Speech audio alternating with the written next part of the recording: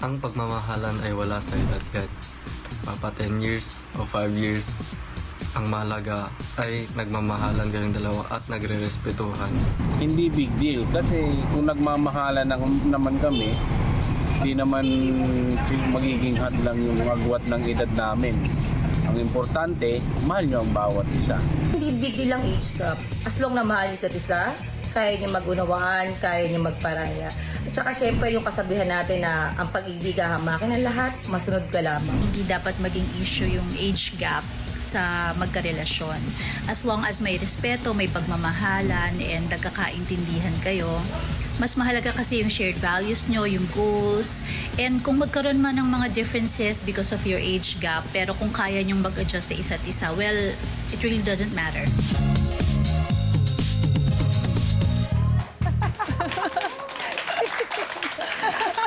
At kapag usaping relationship gap, kailangan natin ng eksperto para explain sa atin, himay-himayin kung ito ba ay ideal or not ideal. Makakasama po natin ang behavior and relationship coach na si Coach Anton. He's back. Coach Anton, you're here again. Welcome back. Thank you for having me here. And of course, good morning sa mga Kada. No? Excited to be back here. Big deal ba? Diretso na talaga tayo. Parang time immemorial naman, laging pinag-uusapan itong May, December, na iba-iba lang yung mga terminologies na itinatawag sa kanya. Ngayon naman ang tawag ay age gap relationships.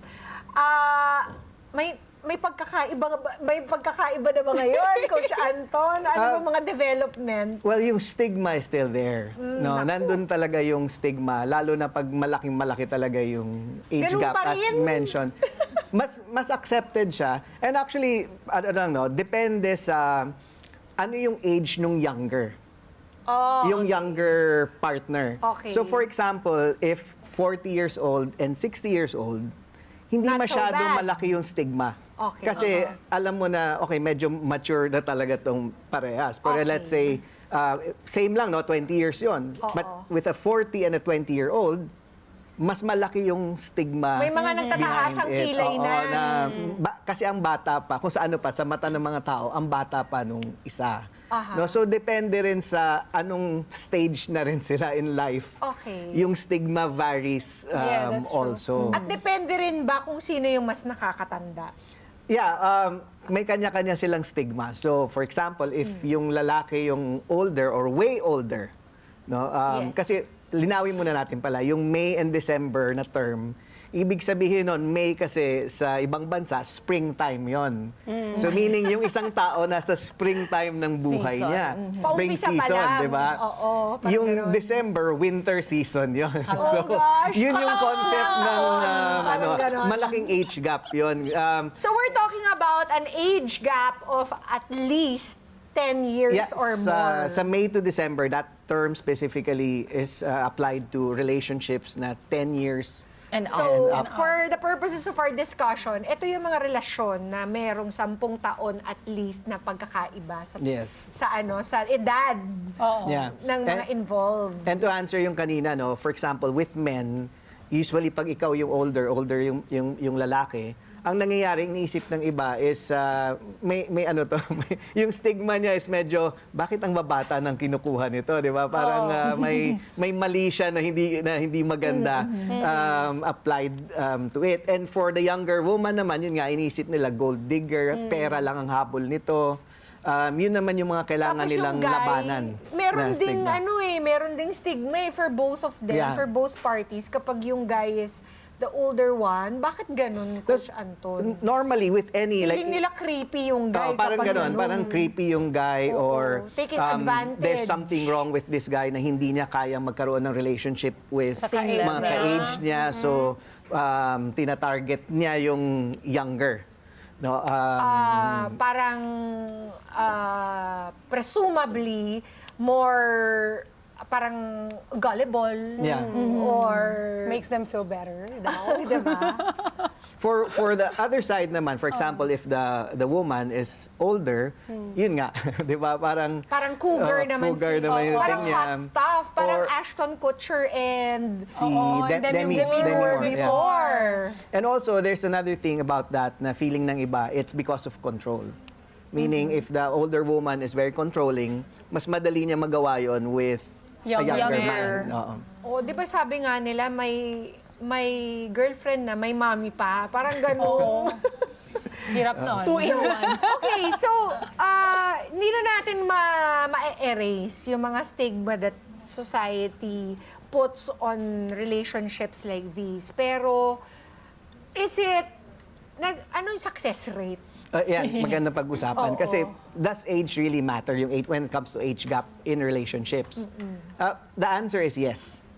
Kung sa ano pa sabihin ng iba, love naman yan eh. It shouldn't matter. But based on research and experience ng karamihan, it really matters. Kasi the bigger the age gap, the higher the chances na in the long run, magkaroon sila ng more differences, more and yung level of satisfaction in the relationship drops. The bigger the age gap. Meaning kung 1 to 3 years lang, which is the ideal age gap, pag yun lang ang age gap mo, mas malaki yung chances na in the long run, yung satisfaction level nyo can sustain itself. Kapag ka malaki yung age gap, patagal kayo ng patagal, yung gap na yun din between yung differences ninyo, yung quote-unquote incompatibility ninyo, lumalaki rin. Pero, hindi lang naman yun yung factor Basihan, correct. on the success of the relationship. Yes. Pero it plays a factor. Kasi let's say, 20 years ang age gap ninyo. I mean, let's diretsuhan na tayo. It means, when I was 20 years old, pinanganak pa lang yung isa. I always think of that. Diba? Oo. And yun yung pumapasok sa isip ng mga Yes, tao eh. oo. 20 years old ka na, pinanganak pa lang yung isa. That's almost a completely different generation. Correct. Values nyo are different, interests nyo are very different. So, it's not the age lang, no? But se. the maturity, the priorities of those mga big gaps na yon magkaiba. So, for example, pagdating ko ng 40, iba na yung priorities ko.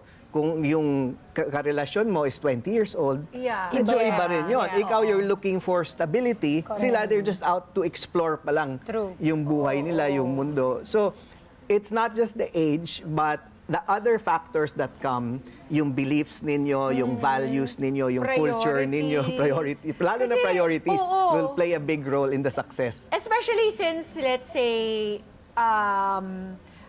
parang, yun na nga, mas nakakatanda yung partner mo, tapos ikaw, 20-year-old lady, gusto mo magkaroon ng kids, 'di ba? Baka yung 40-year-old mong partner parang, I'm past that. I'm going to be how old? 'Di ba? Pagdating ng araw, 'di ba? Baka hindi na niya maalagaan yung mga babies, ganun ba 'yun, no? Yeah. Coach, may mga So kailangan ganun talaga i-take into consideration 'yon. And switch that other way around for women. Yung gap ng Yes. range ng fertility.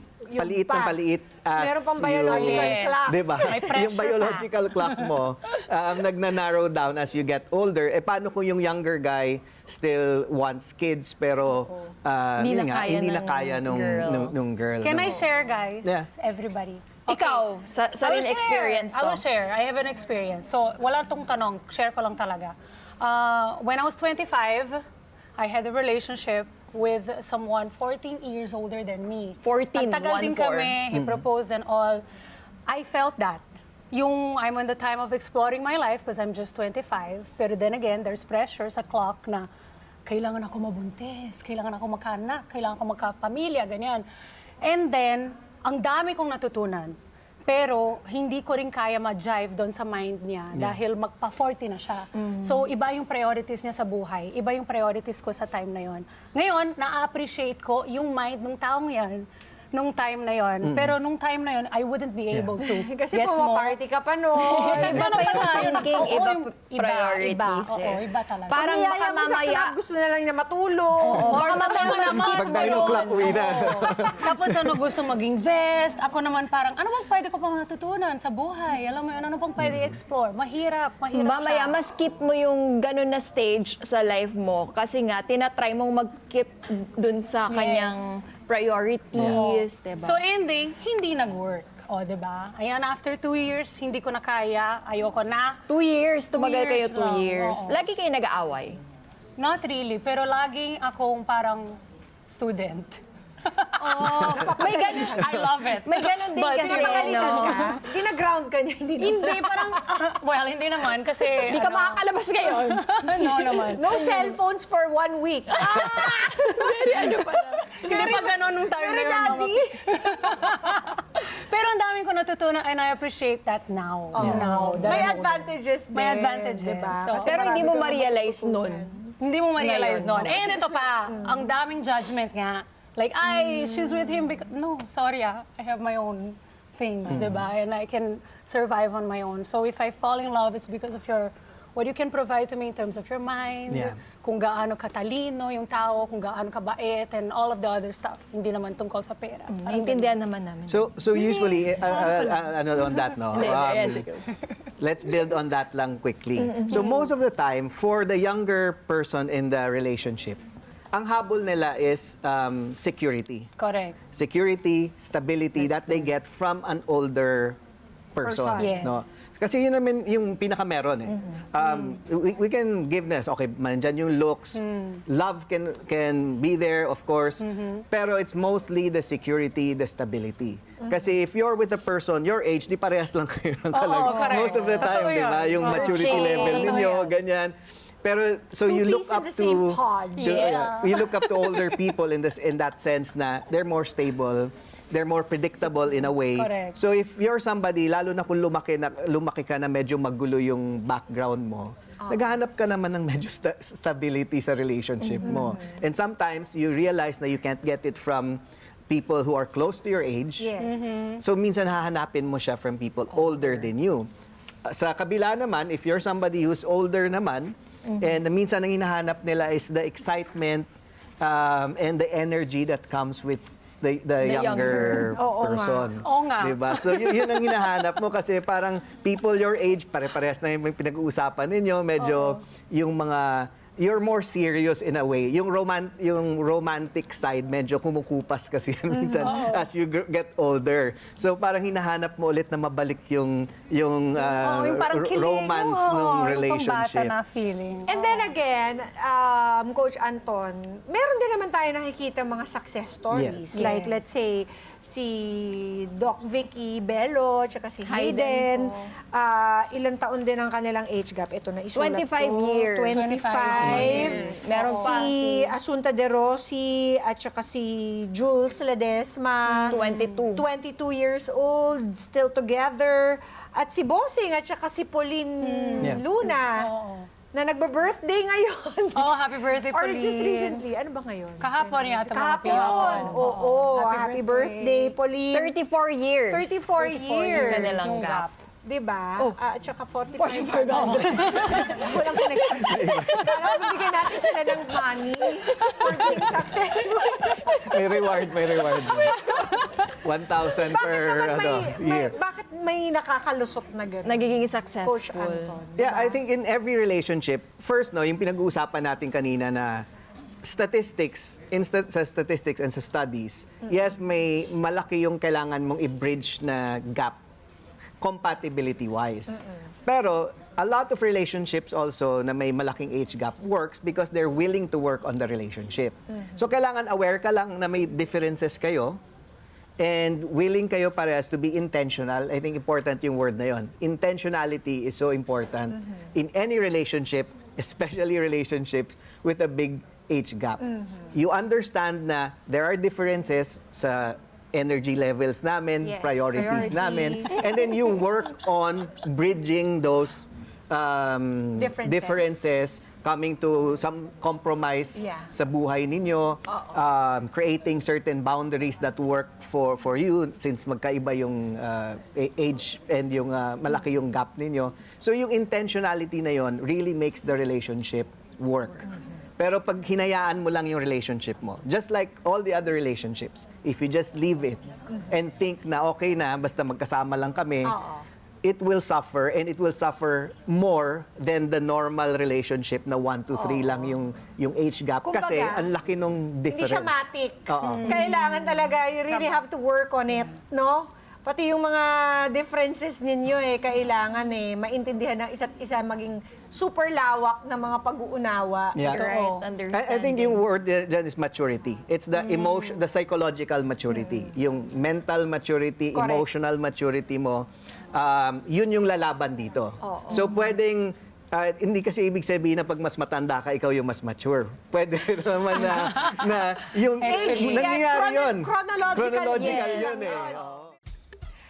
Mga Kanet 25, this is Pia Guanio-Mago. For more Kada Umaga updates, please click the subscribe button and follow us on Net25 social media pages at Net25TV and at Net25 Entertainment Facebook page.